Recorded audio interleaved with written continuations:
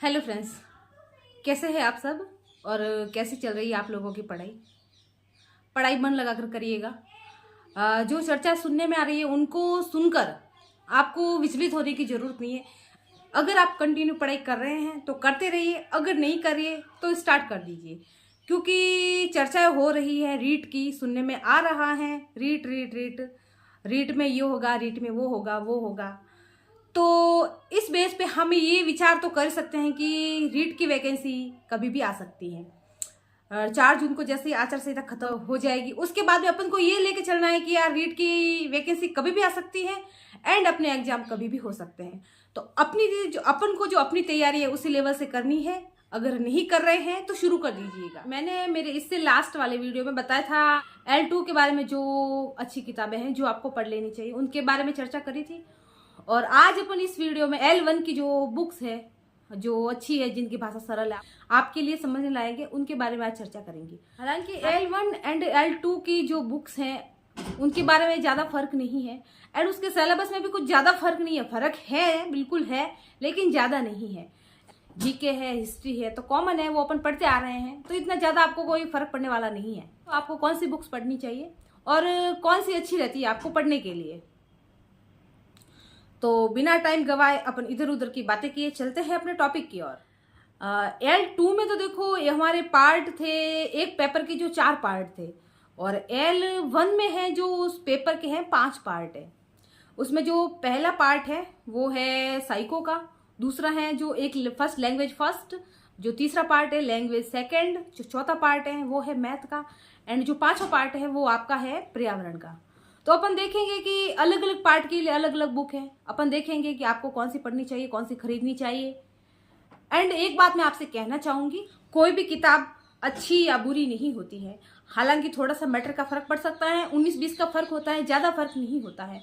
आपको तो बस जो आप पढ़ रहे हैं, शुरुआत कर दी है तो उसी में आगे बढ़िए। बस आपको पढ़ते रहना है। जितनी एक ही बुक को आप जितनी बार पढ़ोगे उतना ही आपका कॉन्सेप्ट क्लियर होता जाएगा और उतने ही आपके जो गलती करने के चांसेज है वो बहुत ही कम रह जाएंगे। और अपन को चाहिए क्या है, गलती ही तो नहीं करनी है एग्जाम में। तो चलिए देखते हैं। पार्ट वन में आपकी होती है साइको। साइको के लिए जो अच्छी बुक है, अगर आपका बेस तैयार नहीं है तो आप फर्स्ट रैंक की पढ़िए, एंड अगर आपका बेस तैयार है तो आप प्रभात वंदना जादव मैडम की है एंड धीर सिंह दाबई, इन दोनों में से आप कोई भी बुक ले सकते हैं। तो अगर आप 0 से तैयारी कर रहे हैं तो मैं सजेस्ट करूंगी कि आप 100% आप फर्स्ट रैंक की पढ़िए, क्योंकि जो उसकी लैंग्वेज है ना वो थोड़ी सरल है, आपको आसानी से समझ में आ जाएगी। और साइको थोड़ा है ना अप्लाइड सब्जेक्ट है, तो इस वजह से आप फर्स्ट रैंक की पढ़िए। अगर जब आपका बेस तैयार हो जाए, आपको जो उसमें थ्योरी है वो समझ में आ जाए, उसके बाद में आप धीर सिंह दाबई सर की एंड वंदना जादव, इन दोनों में से कोई भी एक बुक ले सकते हैं। ऐसा नहीं है कि आपको दोनों लेनी है, बस पढ़नी तो आपको एक ही बुक है ले, और इतनी बार आपको पढ़ना है, इतनी बार पढ़नी है कि अगर आपको कोई भी रात को जगा के भी बोल दे तो आपको वो चीज याद आ जाए। फिर उसके बाद में प्रभात या धीर सिंह दाबई अपनी पब्लिकेशन की आती है। उसके बाद में जो भी आप एक किताब पढ़ोगे उसके बाद में आपको करना ये है कि आपको PYQs निकालने हैं। PYQs मतलब कि जो लास्ट ईयर जितने भी रीट के, RTET के, 3rd ग्रेड के जो भी एग्जाम हुए हैं उनसे रिलेटेड साइको के जितने भी सवाल आपको मिले, जहां से मिले, प्रश्न बैंक मिले तो वो खरीदिएगा, उनको निकालेगा। उसके बाद में एक बार वापस आप उन किताबों को पढ़िए, जिससे आपका मतलब एक बार PYQ जैसे आप हल करोगे तो आपको पता चलेगा कि जो प्रश्न का पैटर्न है वो कैसा रहता है, प्रश्न एग्जाम में कैसे पूछे जाते हैं। इसके बाद में जैसे आप पढ़ोगे ना किताबों को तो उस हिसाब से आप पढ़ोगे, जैसे प्रश्न कैसे बनते हैं उस हिसाब से आप अपनी तैयारी करोगे। आपको साइको में ये कि आपको जितने ज्यादा प्रश्न मिले, जहां से मिले आपको सॉल्व करना है, इससे आपको प्रश्न समझने में ज्यादा आसानी रहेगी। अब चलते हैं दूसरे पार्ट की ओर।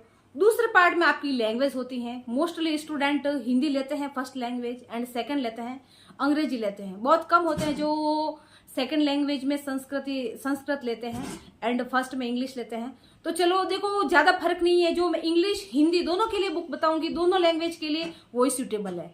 तो फर्स्ट लैंग्वेज हिंदी है, तो इसके लिए 9th 10th 11th 12th चारों क्लासों की एक कंबाइंड बुक आती है हिंदी व्याकरण करके, वो आप पढ़िएगा। सोहनदान चारण की बुक है, उसको आप जरूरी अनिवार्यतः आपको उस बुक को पढ़ना है। इससे आप उसकी लैंग्वेज इतनी सरल है और इतना अच्छे से आपको समझ में आ जाएगा। एक बार पढ़ोगे ना तो अच्छा खासा कॉन्सेप्ट आपका क्लियर हो जाएगा। अगर आपका बेस कमजोर है, बेस मजबूत है, तैयारी नहीं है, तैयारी है, तो भी आपको वो किताब पढ़नी ही है।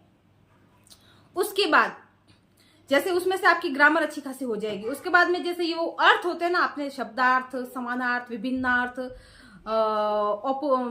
विलोम शब्द, लोकोक्ति, कहावतें, मुहावरे, उनके लिए आपको एक बुक पढ़नी है, वो है राघव प्रकाश की, क्योंकि उसमें अच्छा खासा मैटर दे रखा है इन सब का।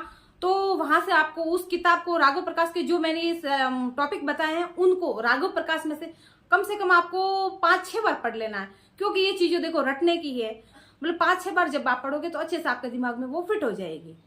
राघव प्रकाश में जो उदाहरण दे रखे हैं वो आपको अनिवार्य सॉल्व करना है।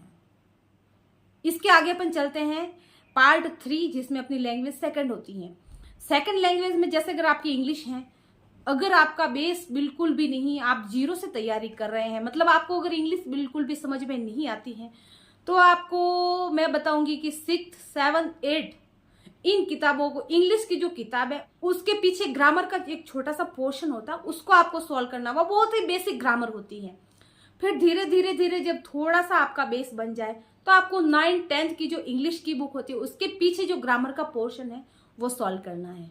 जब फिर आपको थोड़ा सा समझ में आ जाए तो 9th एंड 10th की जो संजी पासबुक होती है उसमें जो ग्रामर के पोर्शन होता है, उसमें प्रश्न उत्तर दिए होते हैं, उदाहरण दिए होते हैं, उनको आपको सॉल्व करना है। इससे आपका मतलब मैं बताऊं कि आपका 40 से 50% पेज तैयार हो जाएगा। जब आपको थोड़ा बहुत समझ में आने लग जाए, उसके बाद में आपको शिखवाल की रीट की जो इंग्लिश आती है वो लेनी है। उसमें आपको उसकी जो लैंग्वेज है, हिंदी और इंग्लिश दोनों में लिखा हुआ है, आपको आसानी से समझ में आ जाएगा, तो आपको वो पढ़ लेना है। इससे आपका अच्छा खासा कवर हो जाएगा। और देखो, आपको इंग्लिश ये लैंग्वेज है, आपको घबराना नहीं है।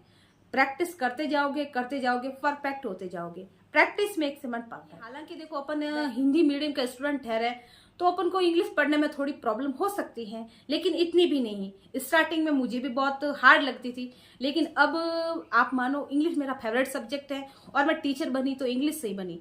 मेरा देखो 12th तक मुझे इंग्लिश से घबराहट होती थी। उसके बाद में जब मैंने बीए किया तो मेरा सब्जेक्ट, मैंने इंग्लिश लिटरेचर लिया। बीएड में मेरा इंग्लिश था। एमए मैंने 2 बार किया, इंग्लिश से किया, और आज मुझे इंग्लिश पढ़ने में बहुत ही मजा आता है। तो इस वजह से आपको घबराना नहीं है, इंग्लिश को इजीली लेना है। माइंड पे लोड नहीं डालना कि यार हम हिंदी मीडियम के हैं तो हमें इंग्लिश समझ में नहीं आती है। इस बात को आप अपने माइंड से निकाल दीजिए। और बहुत ही अगर ज्यादा समझ में नहीं आ रही तो ज्यादा लोड भी नहीं लेना है। आप कोशिश करें कि उस इंग्लिश के पोर्शन में आप 23 से 25 के बीच सवाल क्रॉस कर सकते हैं। अगर इधर ज्यादा नहीं कर पा रहे हैं तो कोई बात नहीं, किसी और पोर्शन में आप अच्छी मेहनत करके उधर अपनी जो क्षतिपूर्ति है वो कर सकते। अब जो आपका चौथा पोर्शन होता है वो गणित का होता है कि देखो, मुझे गणित में ना तो इंटरेस्ट है, ना मुझे गणित में समझ में आती है, लेकिन फिर भी मैं अगर आप पढ़ रहे हैं तो आप अपने बेस पे पढ़िए, जहां से आपको अच्छा लगे वहां से पढ़िए। मेरे स्टाफ में जो टीचर है उनसे पूछ के बताया कि अगर आपका बेसिक ही तैयार नहीं है तो आपको कैसे करना है, तो उन्होंने मुझे जो सलाह दी है वो मैं आपको बता रही हूँ। तो देखो, अगर आप गणित के स्टूडेंट हैं तो आपको ज्यादा, मेरे से ज्यादा नॉलेज होगा। अगर नहीं है तो मैं आपको बता रही हूँ कि जैसा मेरे स्टाफ साथियों ने मेरे को बताया, जो गणित के टीचर हैं उन्होंने मेरे को बताया, वो मैं आपको बता रही हूँ। उन्होंने बताया कि अगर गणित कम जो है तो आपको 6, 7, 8 की जो गणित है उनका मिलान करना है। अब उसमें भी आपको ध्यान ये रखना है कि आपको सवाल छोड़ के जंप नहीं करना है अगले सवाल पे, क्योंकि इससे क्या होता है कि जो कड़ी होती है ना बीच की, वो टूट जाती है। तो आप 6, 7, 8 के जो गणित की बुक होती है उसके जो उदाहरण है, जो सवाल है, उनको सॉल्व करने की कोशिश करें। और उसके बाद में आपको अच्छी सी किताब ले लें जिसमें गणित की सरल भाषा में आसानी से समझाया हुआ मैटर हो।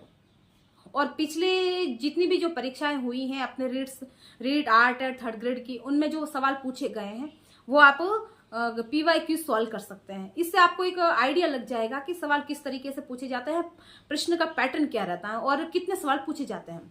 तो आप ये काम कर लीजिएगा। अब अपना जो लास्ट पोर्शन आता है वो आता है पर्यावरण का। देखो, हालांकि देखो, पर्यावरण की कोई सीमा नहीं है, जो है सारा पर्यावरण ही है। फिर भी जो अपने जो रीट में सिलेबस है ना, उसकी एक सीमा है, उसको एक सीमा में बांधा गया है। तो मैं बताऊंगी कि आपको पर्यावरण के लिए एक गाइड जो आपको अच्छी लगे, जिसकी लैंग्वेज आपको आसानी से समझ में आ जाए, वो एक आपको गाइड लेनी है। उस गाइड में से जितने भी आपके टॉपिक है आप उनको क्लियर कर लीजिएगा। उसके बाद में 6ठी से 10वीं तक की जो सामाजिक अध्ययन की किताब आती है ना, आप उन किताबों को जरूर जरूर 100% पढ़िएगा। 6ठी से 10वीं तक की किताबें एंड एक आपकी गाइड, अगर आप इतना पढ़ लोगे, उनका अगर 5 से 6 बार आप रिवीजन कर लोगे ना, आपके जो सवाल गलत होने का चांस है जो बहुत ही कम रह जाएंगे। और इससे बाहर जाएगा क्या, 2 सवाल या 3 सवाल एग्जामिनर अगर बाहर से पूछ लेगा तो 2 या 3 सवाल बाहर से पूछेगा। अगर इतना तो अगर आप इतनी ये जो 6ठी से 10वीं तक की सामाजिक अध्ययन की किताब एंड गाइड पढ़ लोगे तो उसी बेस पे आप वो 5-6 सवाल तो सॉल्व कर लोगे। तो ज्यादा घबराने की जरूरत नहीं है। जो बुक्स मैंने आपको बताई है उनका बार बार दोहरान करिए, बार बार रिविजन करिए। उसके बाद में एक अपना जो टॉपिक बचता है उसमें शायद 12 से 15 सवाल अपने पूछे जाते हैं शिक्षण विधियों के। तो शिक्षण विधियों के लिए मैं आपको बताऊंगी कि जो आप गाइड ले रहे हैं ना, उस गाइड में आप शिक्षण विधियों का टॉपिक दे रखे होते हैं, तो उन टॉपिक को जो भी टॉपिक है उनको आप वर्ड बाय वर्ड, मतलब एक एक लाइन को आपको पढ़ना है और जो आपको इंपॉर्टेंट लगे उनको याद कर लेना है। मैंने भी बिल्कुल ऐसा ही किया था और यकीन मानो जब मेरी रीट की परीक्षा हुई थी उसमें मेरे शिक्षण विधियों के जो सवाल है ना एक भी गलत नहीं हुआ था, क्योंकि मैंने जो टॉपिक मेरी गाइड में दे रखे थे वो मैंने सारे के सारे वर्ड बाय वर्ड पढ़े थे। वर्ड बाय वर्ड इसलिए पढ़े क्योंकि मैंने जब PYQ सॉल्व किए ना तब मुझे पता चला कि यार अंदर से सवाल पूछे जाते हैं, लाइन कोई सी भी लाइन है उसमें से कोई इंपॉर्टेंट पार्ट है तो वो पूछा जा सकता है। तो इस बेस पे मैंने मेरी तैयारी करी थी। तो आपको वर्ड टू वर्ड जो गाइड में दे रखा है आपकी शिक्षण विधियों से रिलेटेड उसको पढ़ना है। उसके बाद में आपको एक किताब लेनी है मंगलम की, वो ऑब्जेक्टिव आती है, उसको पढ़ना है। उसमें जितने भी सवाल हैं उनके ऑप्शन है, उनको सॉल्व करना है और देखना है। और लास्ट में मैं आपको एक बात बोलूंगी कि जो भी आप चाहे L1 की तैयारी कर रहे हैं चाहे L2 की, आपको PYQ जरूर निकालने हैं। इससे आपको 20 से 30% आपकी तैयारी है ना वो PYQ से ही हो जाती है। बहुत बार एग्जामिनर ऐसा करते हैं कि जो 5-6 सालों पहले एग्जाम हुए थे उनमें से 5-6 सवाल दे देते हैं। तो आप PYQ निकालना बिल्कुल ही नहीं भूलें। एंड अगर आपकी कोई भी क्वेरी है तो कमेंट में बताइएगा, मैं आपकी हेल्प करने की 100% कोशिश करूंगी। तो जो भी तैयारी करता है सबको पता होता है क्या पढ़ना है क्या नहीं पढ़ना है। तो जो सेलेक्टेड होता है अगर वो अपनी बुक शेयर करे कि उसने क्या क्या पढ़ा है तो वो ज्यादा अच्छा रहता है। तो अगर आप भी कोई आपकी क्वेरी है तो आप बिल्कुल बताइएगा, आपकी मदद करेंगे, 100% करेंगे। और मैं तो ये चाहती हूँ कि जिस तरीके से मैंने रीट क्लियर किया है अच्छे अंकों के साथ, बिल्कुल आप भी वैसे ही करें और आपका जो गवर्नमेंट जॉब पाने का सपना है वो पूरा करें और उस आपके सपने में सफलता में एक छोटा सा योगदान मेरा भी हो।